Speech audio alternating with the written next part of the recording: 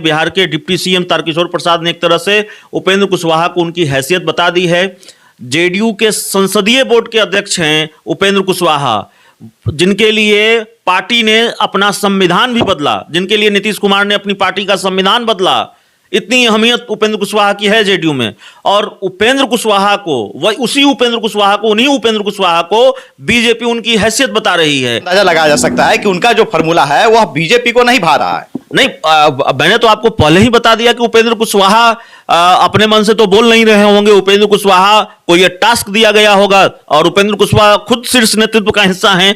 अगर उपेंद्र कुशवाहा जेडीयू के संसदीय बोर्ड के राष्ट्रीय अध्यक्ष हैं या फिर राष्ट्रीय संसदीय बोर्ड के अध्यक्ष हैं, तो उपेंद्र कुशवाहा बड़े पावरफुल पोजीशन में हैं जेडीयू में।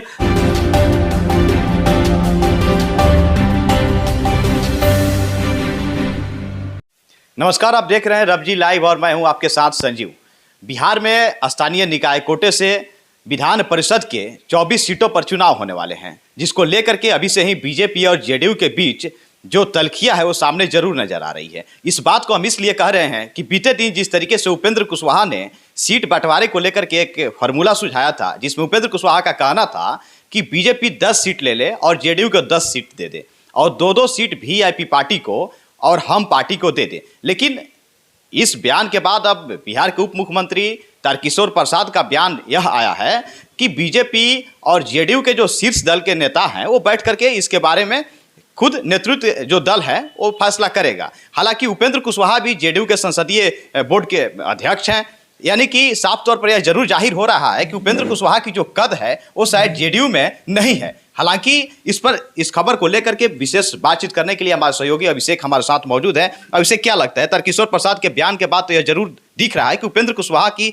जो अहमियत होनी चाहिए वो अहमियत शायद नहीं है। देखिए, ये जेडीयू बीजेपी में चलता रहा है। उपेंद्र कुशवाहा बिहार के मुख्यमंत्री नीतीश कुमार की तरफ से कह लें या जेडीयू की तरफ से मोर्चा संभाले रहते हैं बीजेपी के खिलाफ, और वक्त बे वक्त बीजेपी उनको उनकी हैसियत बताती रही है। आज जिस तरीके से बिहार के डिप्टी सीएम तारकिशोर प्रसाद का बयान सामने आया है, कल उपेंद्र कुशवाहा का बयान सामने आया विधान परिषद के चुनाव को लेकर, उसकी जो 24 सीटें हैं उसको लेकर कि 10 सीट जेडीयू को चाहिए, 10 सीट बीजेपी रखे, यानी 50-50 हो, 2 सीट वीआईपी और 2 सीट हम लोग जब कल बात कर रहे थे तो हमने यह भी बात की थी कि लगता नहीं है कि बीजेपी उस डिमांड को मानेगी, क्योंकि 13 सीटें तो पहले ही बीजेपी के पास रही है, तो 3 सीटों का नुकसान बीजेपी को सहना पड़ेगा अगर इस फार्मूले पर बीजेपी आगे बढ़ती है तो आज चीज़ें उसी दिशा में बढ़ती दिखाई दे रही हैं। बिहार के डिप्टी सीएम तारकिशोर प्रसाद ने एक तरह से उपेंद्र कुशवाहा को उनकी हैसियत बता दी है।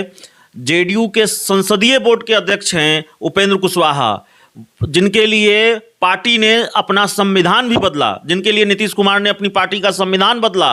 इतनी अहमियत उपेंद्र कुशवाहा की है जेडीयू में। और उपेंद्र कुशवाहा को, वही उसी उपेंद्र कुशवाहा को, उन्हीं उपेंद्र कुशवाहा को बीजेपी उनकी हैसियत बता रही है। और बीजेपी करे कि शीर्ष नेतृत्व तय करेगा जेडीयू बीजेपी का। तो उपेंद्र कुशवाहा क्या शीर्ष नेतृत्व का हिस्सा नहीं है?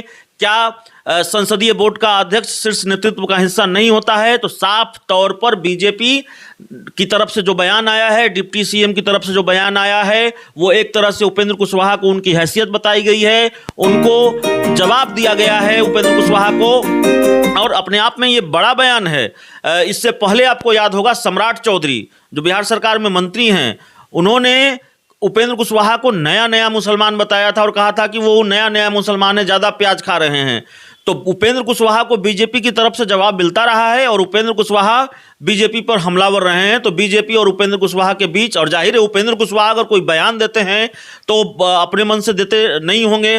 उपेंद्र कुशवाहा को एक तरह से टास्क दिया गया होगा और टास्क दिया गया है शायद, और इसीलिए उपेंद्र कुशवाहा बीजेपी को लेकर तमाम बातें करते हैं। जाति आधारित जनगणना को लेकर, विशेष राज्य के दर्जे को लेकर उनके आक्रामक बयान सामने आते रहे हैं। कई बार इस तरह के बयान सामने आए हैं जिससे ये लगता है कि क्या दोनों दलों की दोस्ती, बीजेपी और जेडीयू की दोस्ती बस दरकने ही वाली है। मसलन उनका बयान आया जाति आधारित जनगणना को लेकर कि अगर केंद्र सरकार अन्यायपूर्ण रवैया अपनाएगी तो हम आंदोलन करेंगे।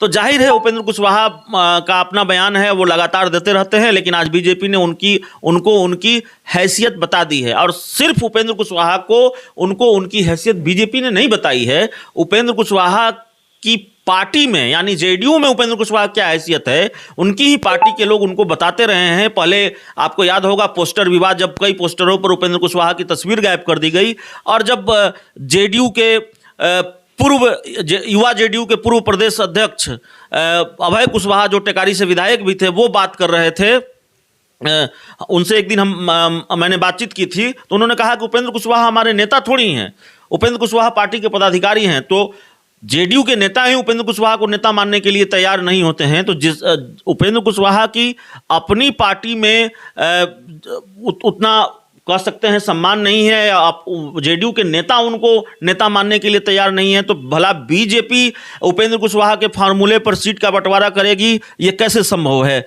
तो हुआ भी आज वही है, उपेंद्र कुशवाहा को बीजेपी ने उनकी औकात बता दी है।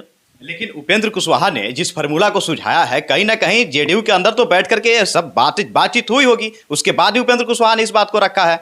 मसलन यह जरूर अंदाजा लगाया जा सकता है कि उनका जो फार्मूला है वह बीजेपी को नहीं भा रहा है। नहीं, मैंने तो आपको पहले ही बता दिया कि उपेंद्र कुशवाहा अपने मन से तो बोल नहीं रहे होंगे। उपेंद्र कुशवाहा को यह टास्क दिया गया होगा, और उपेंद्र कुशवाहा खुद शीर्ष नेतृत्व का हिस्सा हैं। अगर उपेंद्र कुशवाहा जेडीयू के संसदीय बोर्ड के राष्ट्रीय अध्यक्ष हैं या फिर राष्ट्रीय संसदीय बोर्ड के अध्यक्ष हैं, तो उपेंद्र कुशवाहा बड़े पावरफुल पोजीशन में हैं जेडीयू में, बावजूद उसके, और नीतीश कुमार के खासम खास सिपाह सलारों में से एक हैं, जो 2-3 लोग हैं जेडीयू में जो मुख्यमंत्री के बेहद करीबी हैं, मुख्यमंत्री के बेहद भरोसेमंद हैं, उन लोगों में से उपेंद्र कुशवाहा हैं। और उनको अगर बीजेपी औकात बता रही है, तो मतलब यही है कि जेडीयू को औकात बता रही है, और एक तरह से जेडीयू की जो मांग है, जेडीयू की जो मंशा है, उसको बीजेपी दरकिनार कर रही है। और ये संकेत भी है एक तरह से, डिप्टी सीएम तारकिशोर प्रसाद का जो बयान आया है, उससे आप इसको संकेत भी समझ सकते हैं कि शायद डिमांड नहीं पूरी होगी, उस फॉर्मूले पर सीटें नहीं बटेंगी, बीजेपी ऐसा नहीं करने जा रही है। थोड़ा मुश्किल होगा 10 सीटें ले पाना विधान परिषद के चुनाव में जेडीयू के लिए। फिलहाल जो मेरी राजनीतिक समझ है, मेरे हिसाब से इसको मैं इसी तरह से देखता हूँ। बिल्कुल, अब देखने वाली अहम बात यह होगी कि विधान परिषद के सीट को लेकर के बंटवारे किस हद तक हो पाता है। क्या उपेंद्र कुशवाहा के तरफ से सुझाया गया फार्मूले पर ही बंटवारा हो पाएगा, या फिर कोई नया फार्मूला का बीजेपी और जेडीयू बैठकर निर्माण करेगी, और पार्टी में किस तरीके से सीट बंटवारे को लेकर के आगे निर्णय होता है, यह तो आने वाला वक्त बताएगा। फिलहाल के लिए इतना ही, नमस्कार।